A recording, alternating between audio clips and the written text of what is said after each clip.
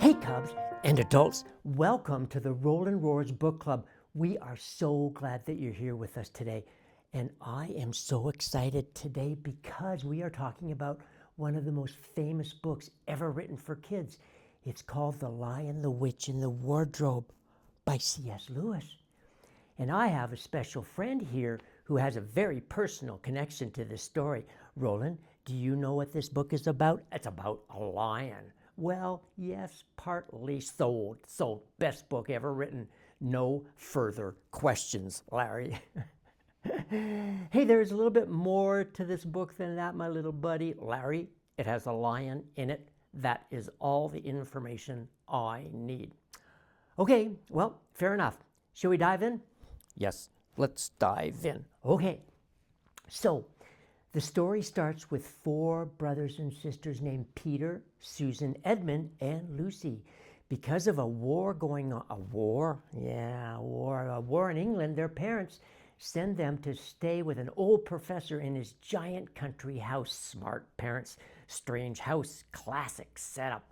One rainy day, the kids are exploring the house, and Lucy, the youngest, discovers a big wardrobe in an empty room. She steps inside and pushes past the coats, and suddenly she is standing in snow in the middle of a forest. Wait. What? She walked through the wardrobe and came out into another world entirely, a magical world called Narnia. I have a wardrobe. I have looked inside my wardrobe, but all I found was an old scarf. Well, Lucy's wardrobe was special, and Narnia was beautiful, but also a little sad. You see, Narnia was under a curse, and the evil white witch made it always winter, never Christmas. No Christmas? No Christmas. Now that is truly evil. That is really evil. Yes, it is, Larry. I take back everything I said about that wicked witch. Bad. Eventually, all four kids, Peter, Susan, Edmund, and Lucy, end up in Narnia together. But here's where things get really hard. Edmund, one of the brothers, makes a terrible choice. Oh no, a terrible choice. The white witch tricks him, so she gives him magical candy called Turkish Delight. That makes him want more and more, and Edmund is so selfish, so hungry for that candy, that he tells the witch where his brother and sisters are. He ratted out his own family? How rude. Well, yeah, he did. It was wrong, it was selfish, and it put everyone in danger. I would never do that to my friends for candy. Really? I would need to know what kind of candy we're talking about first. Well, Edmund learns a hard lesson that selfishness and greed can make you do things you deeply regret. Friends, this is one of the big lessons of this whole story. Our choices matter. And when we choose selfishly, people we love get hurt. Those people we love get hurt when we're selfish. Now, here comes the best part of the whole story. The kids hear about a great lion named Aslan. Yes!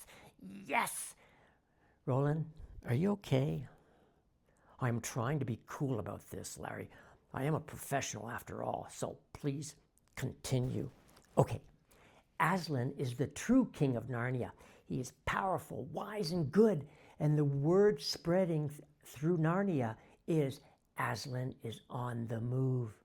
Just hearing his name gives people courage. Even when things seem hopeless, Aslan's presence changes everything because great leaders do that. They make people around them braver. That is beautifully said, Roland. That's beautifully said. I have my moments. Well, Peter, Susan, and Lucy meet Aslan, and even though he is enormous and powerful, he is also gentle and kind. Aslan represents goodness, real, true, powerful goodness. Oh, I love Aslan. I love lions. He is so good.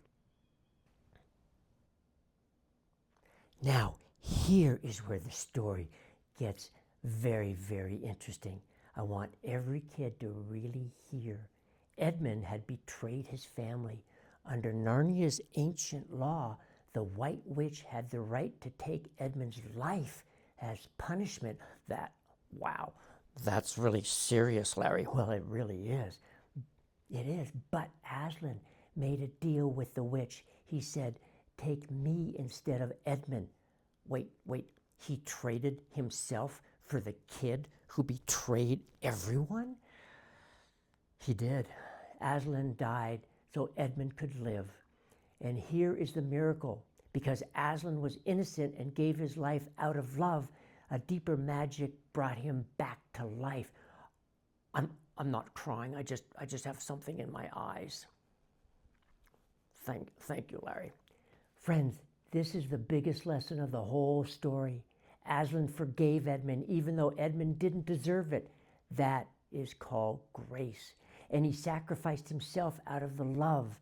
That is the most powerful force. That is the most powerful force in the whole world. Wow. He must have really loved everyone. He did.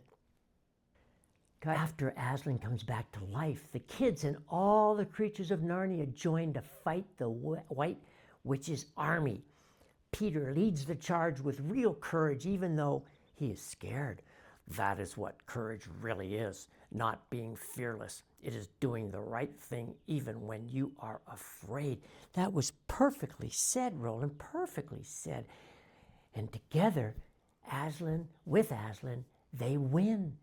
The witch's power is broken. Winter ends. Spring comes to Narnia, and the 4 kids become kings and queens. And the lion presumably gets a very large golden throne and all the snacks he wants. Yeah, something like that. Okay, Cubs and adults, before we go, let's talk about what this story is really teaching us. 1, courage. Peter, Susan, Lucy, they were scared, but they kept going. Real courage is doing what is right, even when it's hard. Even when there is a whole army of ice monsters in front of you. Hypothetically, of course. Yeah, of course. 2, loyalty.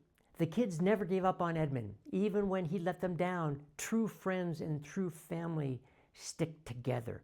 Edmund did not deserve that loyalty at all, Larry. But he got it anyway, because that is what love does. And 3, selfishness hurts people. Edmund's bad choices put everyone at risk. Our choices always affect the people around us. Think before you reach out for Turkish delights. Think before you do that.